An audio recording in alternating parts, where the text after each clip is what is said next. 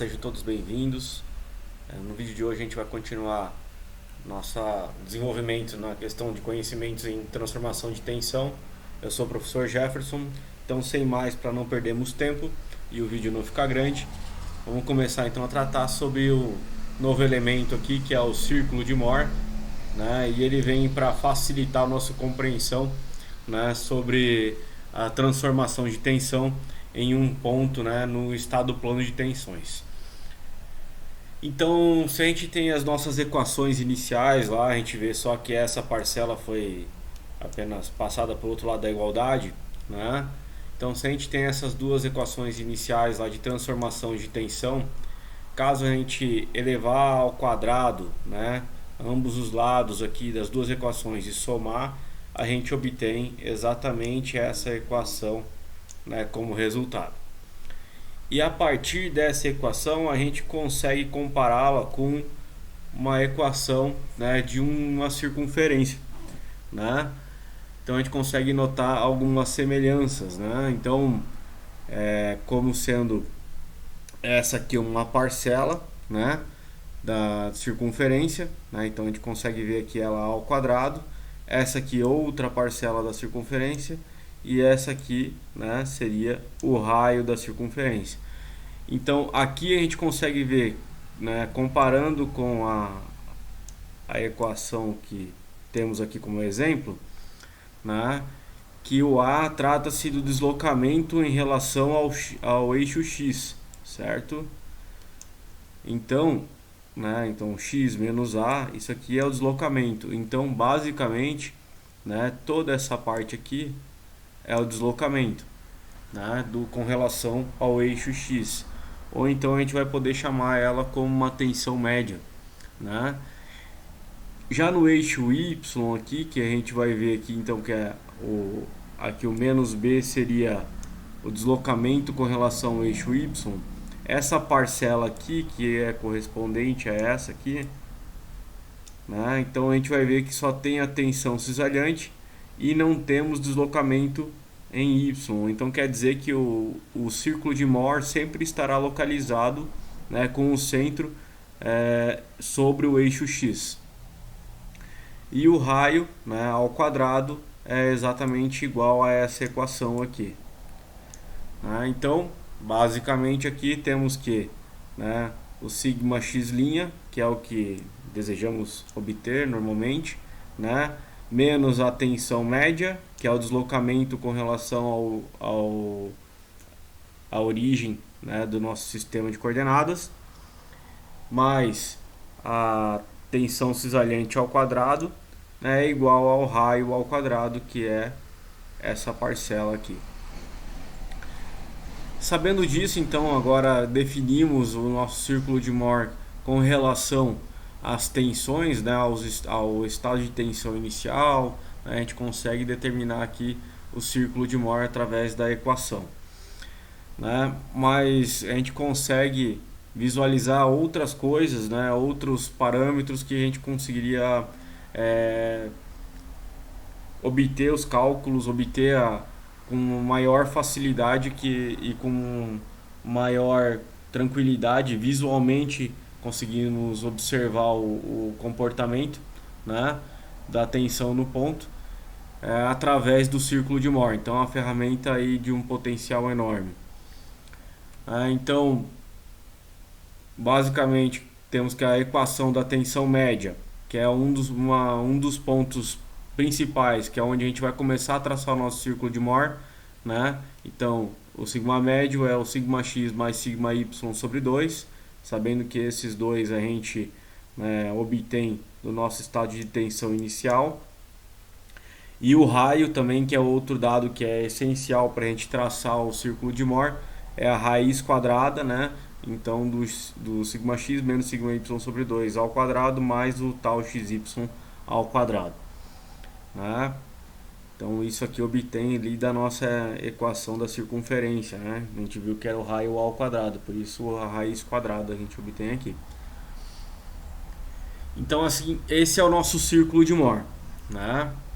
Então a tensão média vai ser exatamente o deslocamento da origem com relação ao centro do círculo. A gente calculando a tensão média, né? E se a gente tiver o raio, né, que a gente consegue obter também através do estado de tensão original, a gente vai conseguir já determinar principalmente, né, quais são os possíveis estados de tensão aqui, né? Então eu já vou ter todos os possíveis estados de tensão no ponto, né, no plano, né, a partir do momento que eu consigo traçar, né, e consigo obter em qualquer ponto aqui da minha circunferência, eu consigo obter o estado de tensão, então de acordo com a orientação, né, do que eu desejo estudar, né? Então a partir do círculo de Mohr, né, para o ponto que eu estou estudando, eu consigo determinar todas as tensões em cada direção que eu desejo estudar.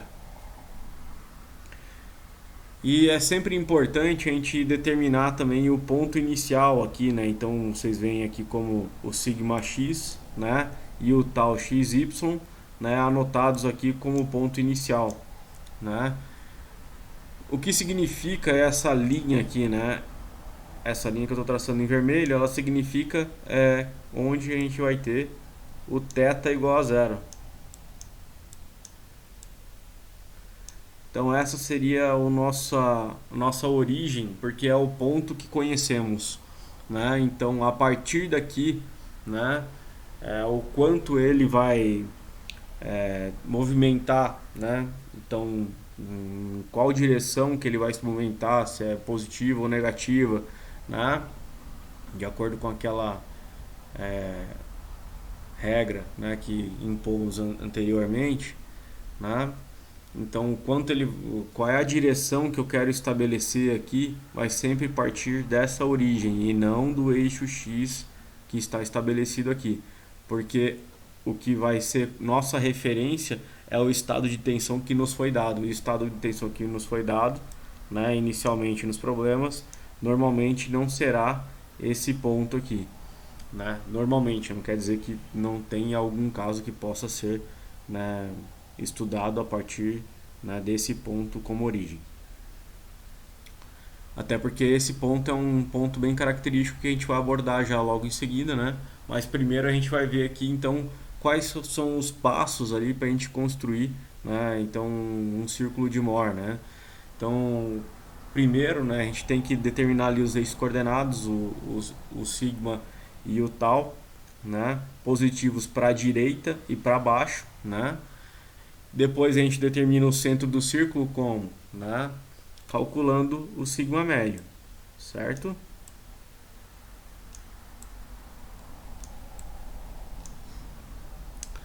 Após a gente vai determinar então o raio do círculo através daquela formulação que a gente passou. E depois a gente vai ter que desenhar o círculo, isso aqui é essencial, né? Até para tu ter um aspecto visual na análise. E por último a gente marca o ponto inicial, então o sigma x e o tal xy, né? E esse vai ser o ponto em que o θ é considerado zero, né? Sabendo disso, né, tem alguns pontos aqui que é bom a gente frisar, né, e deixar bem claro que no círculo de Mohr a gente trabalha sempre com dois θs, né? Então, quando o estado de tensão está movimentando θ, né, no círculo de Mohr tu sempre vai estar movimentando dois θs, né? Então, o sigma x e o sigma y, né, eles sempre vão estar defasados de 180 graus no círculo de Mohr. Porém, no estado de tensão eles estão defasados de 90, né? Então essa é a diferença. Quando o círculo cruza o eixo sigma, né, então tal igual a zero, né? Então a tensão cisalhante é nula. Isso ocorre em dois momentos. Um será quando a tensão normal é sigma 1, ou seja, a tensão é a tensão normal máxima, né? E o outro quando a tensão normal é mínima, ou sigma 2, né? Então, e essas serão as tensões principais. Já vamos ver isso aqui no gráfico. Com auxílio do círculo de Moore, pode-se determinar todos os estados planos de tensão possíveis para um determinado ponto, inclusive para um plano arbitrário. Então aqui ó, a gente consegue visualizar um círculo de Moore, né? E a gente consegue ver aqui que o ponto plotado aqui, né, que seria o primeiro adendo que foi colocado ali, ele trata de sigma x e tal xy. E quando ele está defasado de 180 graus, indo para o outro lado exatamente, né? Esse ponto aqui, ó, que é exatamente oposto a ele, ele trata de sigma y e tal xy, certo? O que quer dizer isso, né? Quer dizer que exatamente, ó, quando aqui no estado de tensão o sigma x está defasado aqui, ó, né? Então, de sigma x até sigma y, nós temos 90 graus. No círculo de Moore, a representação eu multiplico por 2 esse θ. Então, se aqui é 90, aqui terá que ser 180. É importante a gente saber isso porque quando a gente for determinar em um estado plano, né, em algum ponto aleatório, eu também vou ter que levar em consideração que são dois θs. Então, se eu quero saber um estado de tensão que está orientado, né, com relação a essa origem 30 graus, como um exemplo, aqui eu vou partir do 0 grau e vou contar 60 graus. Não sei aqui onde vai dar, mas estou colocando de forma representativa. Então, aqui no círculo de Moore, eu tenho que considerar 60 graus a partir da origem. E ali será meu estado plano de tensões, né, que eu vou obter, né, no círculo de Moore, que está orientado a 30 graus aqui, quando representado no ponto. Então aqui é uma parte importante, né, que a gente vai ilustrar, né, basicamente todos os dados importantes aqui do círculo de Moore, né, dos dados principais, né, então para que você possa desenhar e que você pode obter de forma bem clara e bem coesa, né, a partir do ponto que você consegue, né, obter um círculo de Moore. Então, para desenhar o círculo de Moore, a primeira coisa você tem que obter o sigma médio, que basicamente será o ponto central, né, do seu círculo. Depois você tem que obter o raio, né, e isso vai permitir que você desenhe o círculo aqui e obtenha o círculo desenhado na forma, né, original. A gente já falou que tem que obter aqui o ponto inicial, onde a gente tem 0 graus, né, para que a gente tenha a nossa referência do estado plano de origem. E outros pontos que a gente pode ver aqui, que pode obter de forma bem rápida, a tensão, né, principal 1, né, ela basicamente é o que? Esse ponto aqui, essa extremidade, né, que ela é o que? É o sigma médio mais o raio, né? Então eu posso visualizar aqui no círculo de Moore, inclusive para calcular, né, a tensão principal, né? Então o sigma 1. E o sigma 2 também é outro bem fácil de a gente obter, que basicamente ele é esse ponto aqui, ó. Você pode ver que esses dois pontos, a tensão cisalhante nele é nula, né? Então a tensão, o sigma 2, ele vai ser a tensão média, né, que seria esse ponto central, menos o raio, né? Ok? Então já conseguimos obter as duas tensões principais de forma bem ágil, né, a partir do círculo de Moore. E a tensão máxima, a tensão cesariante máxima no plano, basicamente são as extremidades superior e inferior, né? E ela tem o valor que é o valor do raio, né? E ela vem acompanhada de quem? Né? Então ela vai ter uma tensão que vai ser a tensão máxima, a tensão normal média que vai ser a tensão normal exatamente nesse ponto aqui, ó. Então vai ser, né, então o par sigma médio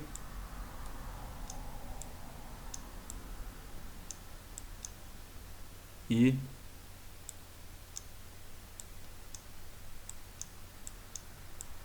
tal xy nesse ponto da extremidade superior e inferior.